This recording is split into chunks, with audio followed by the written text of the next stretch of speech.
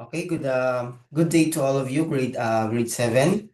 So let us start our discussion in the unit 1 of the lesson 1, no? Lesson 1 of unit 1, titled Seeds of Success. Connected to our subject in the second grading, Agriculture and Fishery Arts. Yeah. So lesson 1, career opportunities in agriculture. So ano nga ba yung po pwedeng maging career or maging karera o yung po pwedeng maging tayo, no? Pwede natin maging trabaho, pwede natin maging hanap buhay kapag nag-pursue or ituloy natin yung pag-aaral sa agriculture or ng agriculture. Yan. Ano-ano ba yung mga magiging opportunities para sa atin? Pag-aralan natin. So, central question muna tayo. Ito, sagutin nyo na lang sa inyong isipan habang kayo ay nakikinig sa ating discussion ngayon. So, how can understanding the trends, challenges, and opportunities in the agriculture sector influence your career choices and contribute to sustainable development in your community? Ulitin ko, how can understanding, so paano daw, no? Yung pagkaunawa sa mga trends, sa mga challenges, and opportunities sa agriculture sector na ay impluwensya, no? Sa iyong magiging karera or yung sa iyong pagpili ng iyong magiging karera and contribute to sustainable development in your community. Yan. So at the end of this lesson, ikaw bilang mag-aaral, you should be able to do the following. So ito yung inaasahan sa atin, sa inyo. Explore various career opportunities in the field of agriculture. So sa pagkakataong ito ay aaralin naman natin kung ano na nga ba talaga yung mga career opportunities sa field ng agriculture. Second one, analyze career trends in agriculture. Third, discover individuals who thrive in their careers in the agriculture sector. Fourth, discuss the importance of agri-professionals in the local and national economy. Last, develop a career plan in the agriculture sector. So those are the learning targets of our lesson 1. So, agri plus culture. Agriculture. Yan. So, nakikita naman natin sa larawan, yan isang uri ng hanap buhay or livelihood na interconnected doon sa pagtatanim, sa pag-aalaga ng hayop o yung paghahayupan, maging sa pangingisda. Yan. Next. So, meron tayong activity. Ang pangalan nito ay Guess It. So, merong mga maliliit na parte ng larawan dyan. Huhulaan nyo lang kung ano ba yon. So, punta muna tayo sa una. Ako na lang maghuhula. Siguro ay mais, ano? For example, mais yan. Mais nga ba? Alright, mais. Second picture, alam niyo na siguro yan. Meron siyang butil na puti. Yan. Yan ay kanin. O, bigas pa lang pala, bigas. Di pa siya luto. Okay, third picture, ayan ay may shell na matigas and may puti sa loob. At tinatawag natin na niyog. Yan. Ito may mga balahibo na maliliit. So, palagay ko yan ay manok. Ay inahin. Tama. Inahin nga. Okay, next is siguro nilalabas ito nung unang picture. Yan, itlog. At ang pang third na picture ay hindi naman tayo magkakamali. Buntot yan ng isang isda. Bangus siguro yan. Bangus. Next, ito ay tapon ulo kung tawagin. O tinatawag na shrimp. Yan. Ito may magulong na pang bukid, pang malaki, hand tractor or tractor. Ito may pinakamasipag na hayop na nagagamit ng tao o ng mga usually ng Pilipino, no? Kalabaw. Yan. So activity processing, to practice identifying small details. So, yung mga picture na yun, maliliit na detail yun na nakita natin or alam nyo kung ano ba yung pinapakita ng mga larawan na yun. A crucial skill in recognizing plant and animals needs in agriculture. So, ibig sabihin lang nun, yung mga problema ay maliit lang. Ang kailangan lang natin ay i-identify natin yung pinakamaliit na problema na yon na pwedeng lumaki, no? Pwedeng mag-cause ng mas malaking problema pa. So you also discovered the diversity, no? Lawak, iba-iba in agricultural products. So iba-ibang uri ng mga agricultural products from plants and animals to machinery, highlighting the sector's vastness, no? Lawak and variety, iba-iba. So, Dr. Benito S. Vergara. Sino nga ba siya? Si Dr. Vergara, siya yung gumawa o nag-authored ng Farmer's Primer on Growing Rice. So, ito ay isang manual, no? Na pumapatungkol sa, pinasisimple niya yung pag-aalaga ng o yung pagtatanim ng mga palay. Okay? Gano ba naging kahalaga itong kanyang manual sa buong mundo? Ayon din sa referensya natin, it is translated into over 50 languages, become an invaluable resource worldwide. Naging batayan siya ng maraming mga o tinatawag na 50 languages, no? Addressing the challenge of making scientific information accessible to a broader audience. Dr. Vergara. Okay, next. So, overview of agriculture. So, makikita mo natin sa larawan, ang mga tao ay nanguhuli ng isang malaking mammal. Okay? Nanguhuli sila dyan. Hindi ko alam kung bakit may apoy na agad. Eh, baka lulutuin na po nila agad yan pagkatapos nilang mapatay. So, ibig sabihin lang yan, ang mga tao noon ay nanguhuli. Kagaya nga sa definition, transition from hunter-gatherer to settled farming. So, naikwento lang naman sa amin dito noon, ang nagsimula ang agriculture, ganito yan. So, yung mga unang tao ay parang mga taong gala. Okay? Bakit naging taong gala? Kasi nga po, nagtitipon-tipon sila sa isang lugar kung saan meron lang silang makakain o makukuha ng parang hanap buhay. So, nabubuhay sila sa isang lugar na yon. Kapag naubos na nila yung resources doon, mga pagkain at mga tirahan at iba't iba pa, no? Lilipat na sila ng lugar na meron silang mapapakinabangan.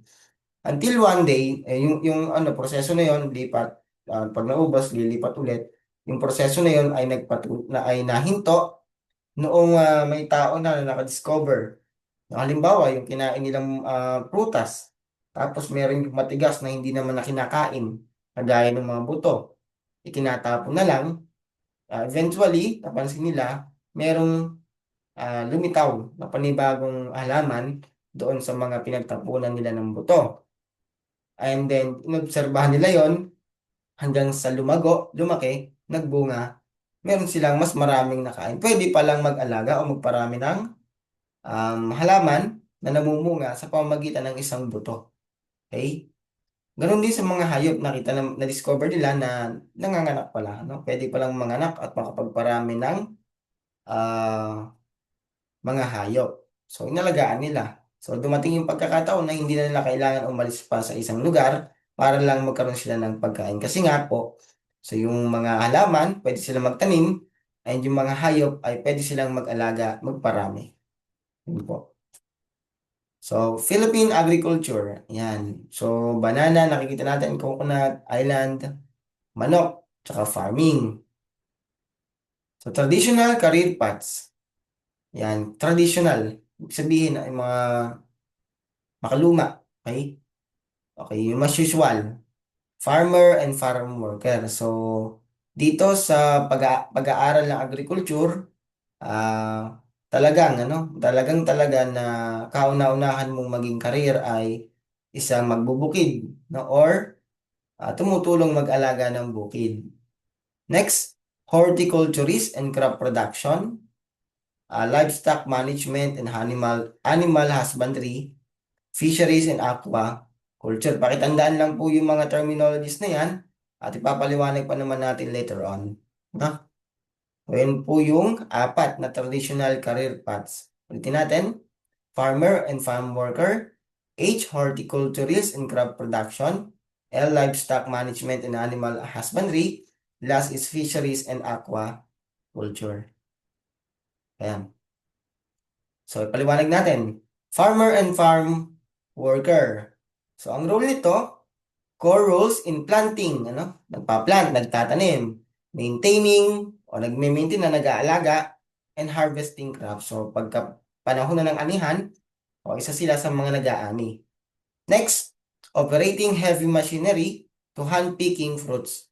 So, sa palayan, gumagamit ng mga harvester o yung tinatawag ng mga halimaw, o na basta harvester lang naman yun, sa English, ayan, gumagamit ng mga heavy machinery. So, dati, traditional ang ginagamit ay yung binabayo lang naman nila, yung mga palay nun para mabalatan.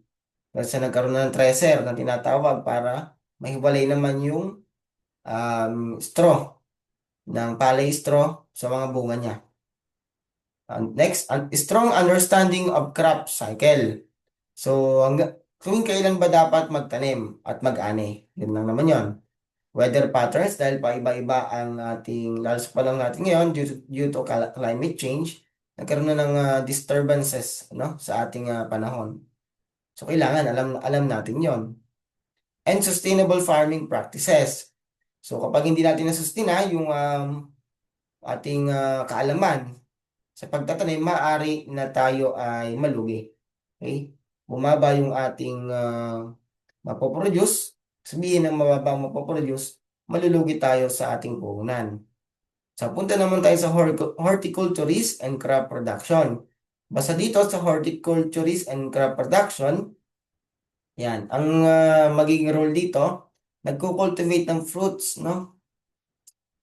vegetables, flowers, and ornamental plants. Hindi siya katulad ng farmer, nasa bukid at yung putik-putik.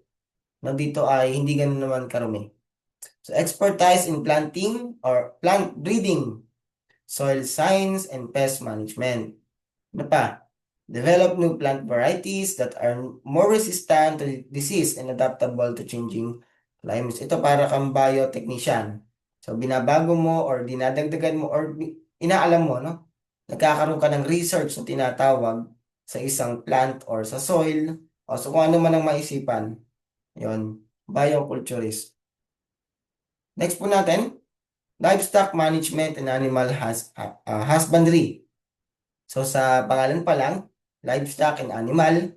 So nag-aalaga ka ng mga hayop o paghahayupan sa Tagalog. So sa definition, raise animals for meat, milk, eggs, and other products. Deeply understand animal health, nutrition, and welfare. Work includes breeding, feeding, and providing medical care to animals. So madali na naman maunawaan yun, basta livestock, animal, yun yung mga inaalagaan mga hayop. So next, fisheries and aquaculture. Paliwanag ko na lang sa inyo. Basta fisheries, ito yung pag-aalaga sa isang malawak na water bodies po natin. For example, yung dagat, lawa, ilog. Yun po yung mga sa fisheries. Next, aquaculture. Ito, aquaculture, Pag sinabi naman natin aquaculture, ito naman yung pag-aalaga sa alternative controlled environment, kagaya ng pag-aalaga sa mga tangke, pag-aalaga sa aquarium, malaking-laking aquarium, cage, mga pond, man-made pond para makapag-alaga ng mga iba't ibang uri ng isda na pwede nating maalagaan, depende kung saan siya suitable or makakapag-survive. So, sa lugar namin, ang nakakapag-survive dito ng mga isda ay hito, tilapia, ayun po yung mga ganun na nakakapag-survive kahit nasa man-made ponds lang siya nakatira. Next, tuloy na natin.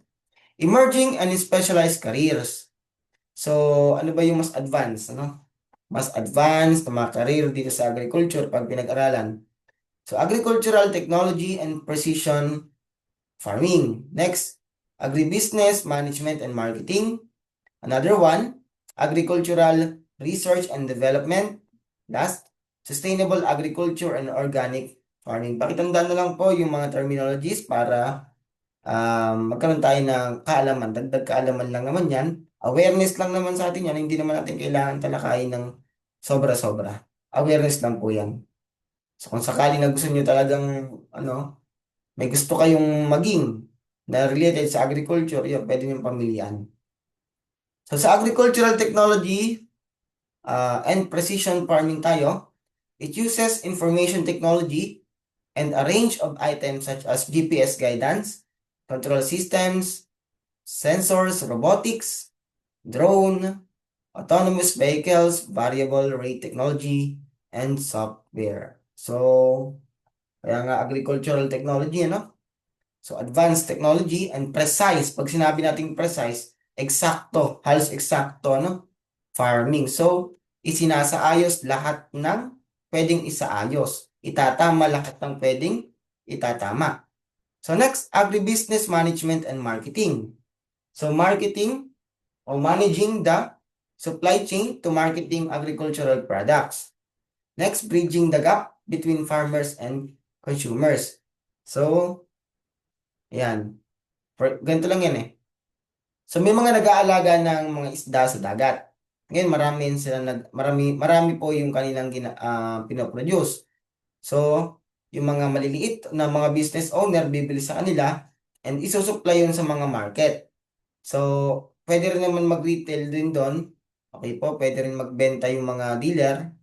Yun, pwede nila ibebenta, then ibebenta ulit nila. So, nailalapit yung mga isda, yung mga farmer, sa consumer.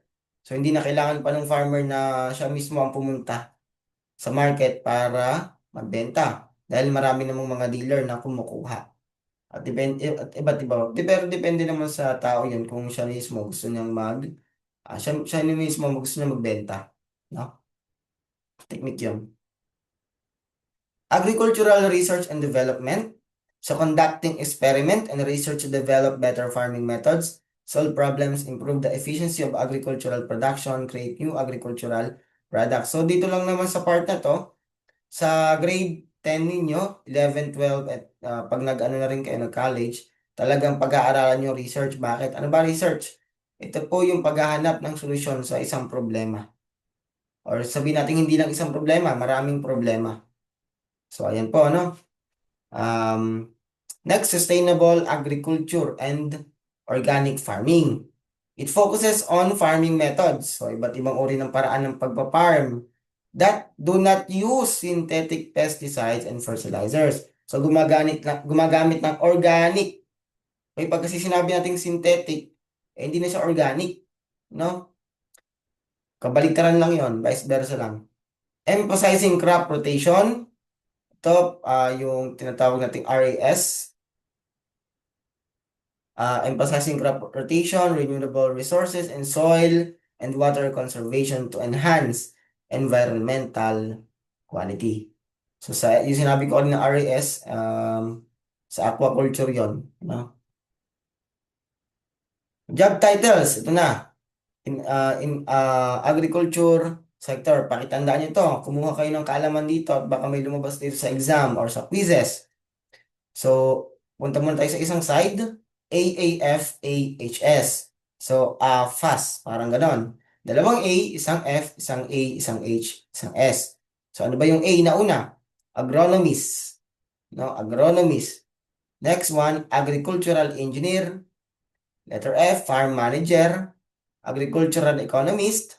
Horticulturist. Soil scientist. So, yung ating mnemonics ay AFAS. FAS. Or yung AAFAHS. Ibig sabihin ng mnemonics, ito po yung tandaan natin ng marka para madali nating matandaan yung mga terminologies. Sa kabila naman, LAACGDF. So, LACGDF. LACGDF. Tandaan nyo lang yun, LACGDF. O L, Livestock Manager. A, Agricultural Technician. A, Aquaculture Manager. Crop Consultant. Letter G, Greenhouse Manager. Letter D, Dairy Herd Manager. And last, Forestry Technician. So, tandaan nyo yung mga job titles, Pag sinabi natin job titles, ito yung lalabas doon. So, dapat yung maging sagot po ninyo. Okay po? Yan, next. Okay. So, hindi natin gagawin to. Ito na. Punta na tayo sa mga scientists. Mga kilalanin natin to. Filipino scientists in the agriculture sector. O, tandaan nyo lang to. DEEJRD. So, pagka ninemonics natin yan, DEJRD. Okay, DEJRD. DJRD. Parang ganun. DEEJRD. So, first, Dr. Romulo G. Davide. Eduardo Quisimbing. O, may dalawang, nadoble lang pala siya, nadoble. Eduardo Quisimbing. Next, Jose Velasco. Ruben Villarreal, Dr. Ricardo Lantican. Ulitin natin. D. Dr. Romulo G. Davide. E. Eduardo Quisumbing. J. Jose Velasco. R. Ruben Villarreal. And last D is S.E. Dr. Ricardo Lantican. Okay, Lantican na, huwag niyong babaguhin yon. Si Dr. Romulo G. Davide, kalala siya bilang father of plant o tinatawag na nematology. Okay, pag sinabi nating nematology, related yan sa plant, no? Father of plant nematology. Mali pala, magkadugtong pala yan. Father of plant nematology. Ayan. So next, Eduardo Quisumbing, renowned botanist and agronomist. So kilala siya bilang botanist, ano? Nag-aalaga nag-aaral ng mga iba't ibang uri ng halaman. Next, Dr. Benito S. Vergara, The Farmer's Primer on Growing Rice. So, nakita natin, ito yung pinakilala kanina, basta patungkol sa primer on growing rice. Next, Jose Velasco, plant physiologist and agricultural chemist. Next, Ruben Villarreal, renowned horticulturist. Dr. Ricardo Lantican, agricultural biotechnologist. Tandaan nyo lang po yung mga yon. Pwede nyo screenshot tong video na to para kung sakaling gusto nyo mag-lecture or gusto nyo mag-lecture, magbasa-basa, screenshot nyo lang din, basahin nyo na lang ulit. No? Pwede rin naman yung i-lecture, habang nag-lesson tayo ngayon, pwede kayong mag-lecture. Okay? So, development of tissue cultured banana varieties resistant to disease mirrors Dr. Vergara's effort in rice research, focusing on improving crop resilience. So, pagpapatibay, pagpapatatag ng mga prutas, no? Natin, yung mga crop, iba't ibang mga crop din. So, the improvement of high-yielding coconut varieties through scientific intervention reflects his philosophy of directly addressing farmers' challenges. So, maraming mga peste kasi, maraming mga peste sa iba't ibang taniman. So, si Dr. Vergara, yung effort po niya sa pag-research, pag-alam ng solusyon, research sa problema. Ayan. So, nakatulong talaga yun sa mga farmer po natin. So, ayan. It's time to you. So, magkakaroon kayo ng career plan agriculture. So, that's all for the unit 1, lesson 1. So, let us go to the unit 2 na tayo. Okay, wait lang.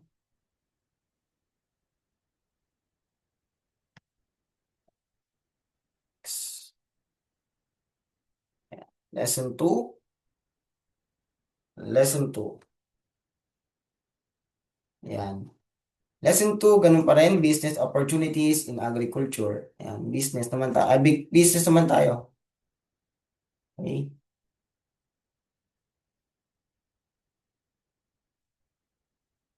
So at the end of this lesson, the learner should be able to do the following. Identify potential business ventures related to agriculture. Analyze the role of agribusiness in rural development. Discuss issues and challenges in agribusiness in the Philippines. Generate a business idea in the agriculture sector. Ito naman, meron namang agri-easy farming. Kanina agriculture lang yan, no? Hindi natin basahin yan. So, Joel Magsaysay, sino kaya siya? Started with the honey business. So, saan siya nagsimula? Si Joel Magsaysay sa honey business. Yung honey na pulot, ano? Pulot. Pulot na, yun yung iniinom or nakukuha ng mga bubuyog pala. Bubuyog sa mga ating mga bulaklak. No? Joel expanded his venture into a diverse range of products. So, naisipan daw niya na magpalawak ng business sa iba't ibang uri mga produkto, including bath and body products. Ayan. So, ano siya, naging sa cosmetics, ano? Ayan, skincare, aromatherapy oils. Ayan, mga oil na ginagamit sa therapy.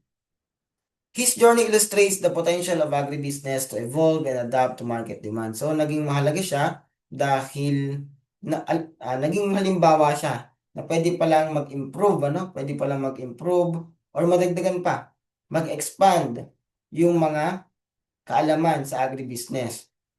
So, Joel's success story highlights key skills for thriving in this industry, innovation, diversification, and a keen understanding of consumer needs. So tayong mga tao kasi, mga consumer, ay iba-iba naman natin pangangailangan.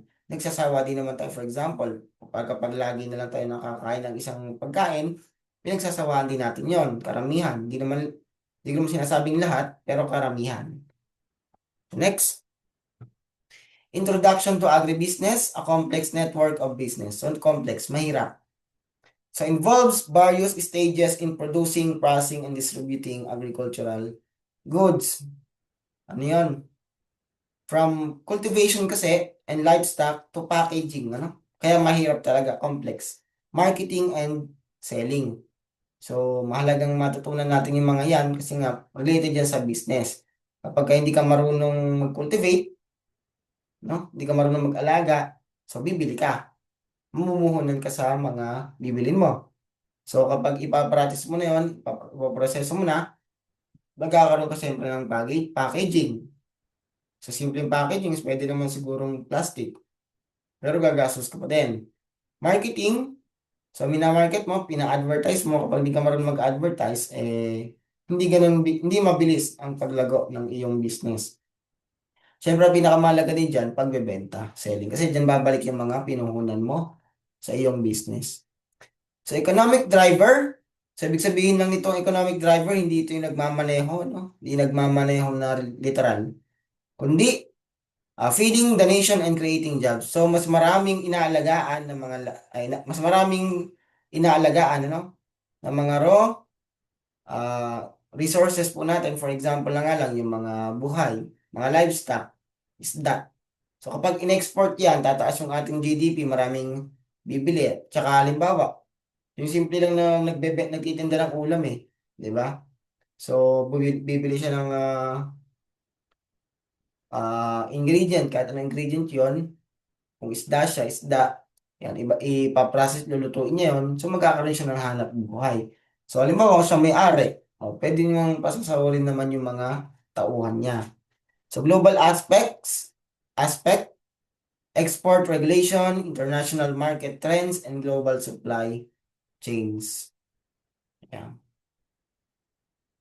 So, larawan, nakikita natin parang magnifying glass na nakikita yung parang, ang nire-represent niya ay yung kulungan. Ibig sabihin ay nag-aalaga ng hayop.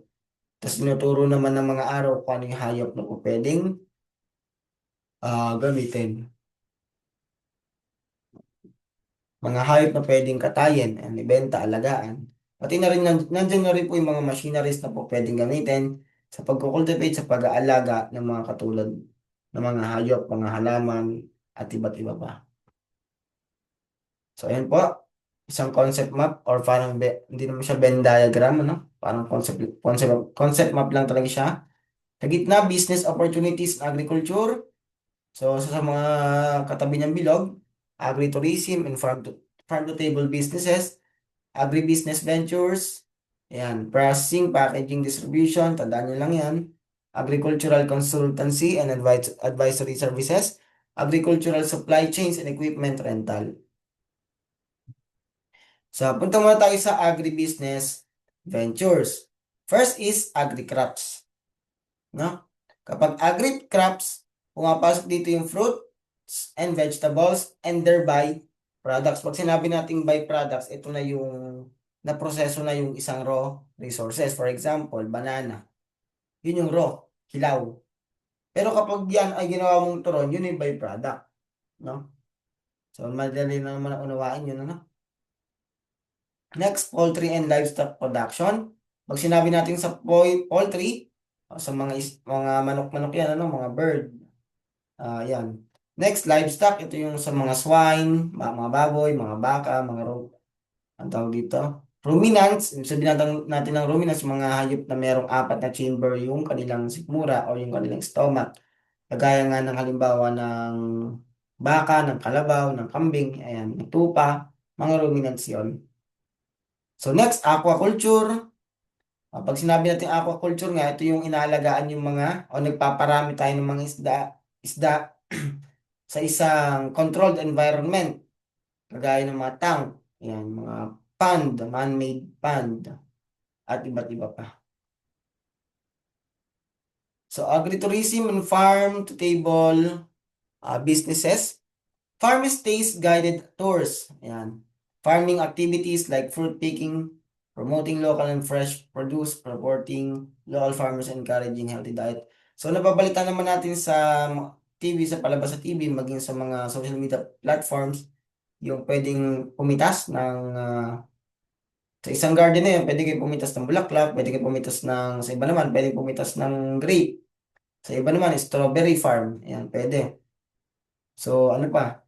So, yung mga isda naman ko aquaculture, ginagawa, so, for example na rin Manila Ocean Park. So, may mga isda doon na dinidisplay. Isang malaking aquarium. So, nagiging local tourism attraction siya. Nakakapag-create ng trabaho, nakakapag-contribute sa GDP ng ating bansa. Next.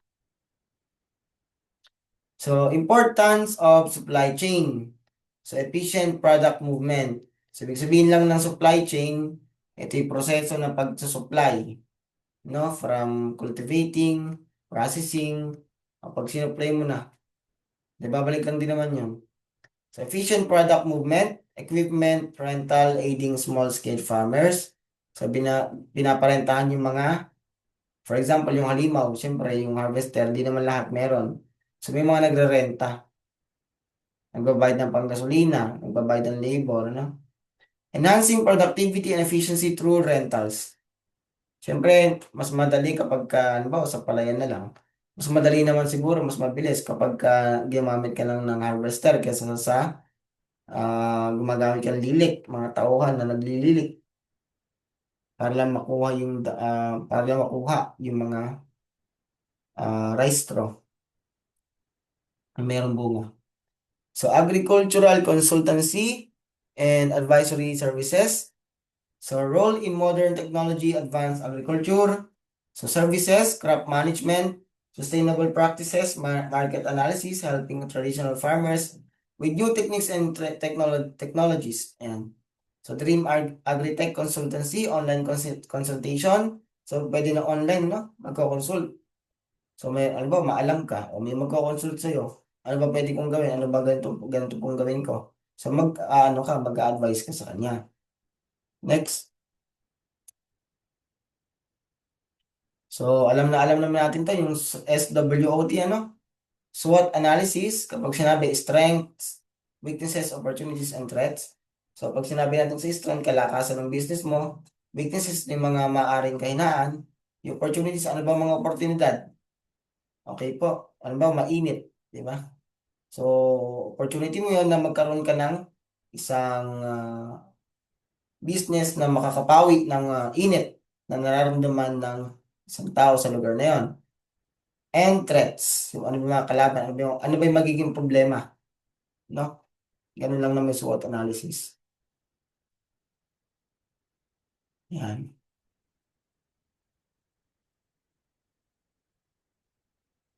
So, meron tayong ano dito, meron tayong concept map again. So, importance of agribusiness, bahalaga siya sa economic backbone. Ibig sabihin ng economic backbone, dito umaasa ang ating ekonomiya. Bakit? Food security. Ano ibig sabihin nun? Siyempre, marami kang pinuproduce. Supply and demand lang yan. Maraming kakain, maraming demand. So, dapat merong magsusupply. Mga farmer yon. So, thanks to the farmer na masipag at saka yung mga tauhan na yon na nagsisipag palagi. So, salamat sa kanilang lahat kasi nga meron tayong mga pagkain na nahahain sa ating mga hapag. Meron tayong mga kain. Rural development. So, nagkakaroon ng development pag unlad, ano? Global participation, export, tsaka import. Yun lang naman siguro maging keyword yan. Environmental sustainability. So, dahil nagtanim ka ng mga alaman, so, tinutulungan mo yung ating kapaligiran, yung environment na masustain na yung pagkakaroon ng mga puno, mga halaman. So, bakit pa mahalaga? GDP contribution. Bakit? Merong employment rate. May kaugnayan sa employment rate. Ibig sabihin lang nun, pag tumaas yung employment rate, tataas din ang GDP kasi nga maraming trabaho makikreate. So, pwede rin sa export natin. Supply and demand balance. At yung binabanggit ko kanina, so maraming mga tao sa Pilipinas, kailangan natin magsusupply sa atin. So, community livelihood, preventing urban, eco-friendly practice, resource management, and exports and international influence. So, yun lang naman yung mga terminologies na kailangan tandaan. So, ano ba yung mga challenge? No? Ano ba maging problema?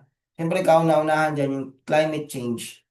Kasi nga po, pag tumaas, no? Tumaas ang temperatura, malulusog yung yelo sa malalamig na lugar, and then tataas yung sea level, at tataas yung sea level, pwedeng maapektuhan yung mga malalapit doon sa dagat ng mga nakatanim. So, limited technology access. So, mahirap kapag wala ka lang alam sa teknolohiya. Land ownership. Ito, maraming naging problema dito, ano? Agrarian reform issues. So, maraming mga issues na related dito sa land ownership. Kaya nag-aaway-away pa yung mga magkakamag-anak, magkakapatid dahil lang sa pag-aangkin, ano? Angkinan ng mga ownership. Kanino ba talaga to? Ganyan, ganito, ganyan. Marami pang mga iba't ibang strategy sa isang anihan o ako mag-aani, ako mag-aano sa isa, ikaw naman. O ganun lang yun.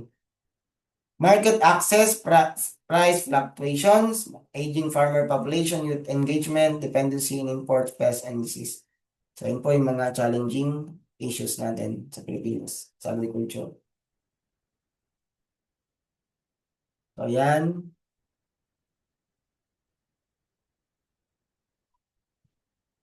So, mga successful agribusiness na tayo. Companies, ano? Companies na. Tandaan nyo lang to. Basta kapag sa companies, HAC muna. So, Harvest Agribusiness, Adamco Farmers Produce Inc., Incorporated, ibig sabihin nun, Cargill, Philippines. So, sa Harvest muna tayo. Established in 1997, Harvest started as a distributor of hybrid or high-quality hybrid seed.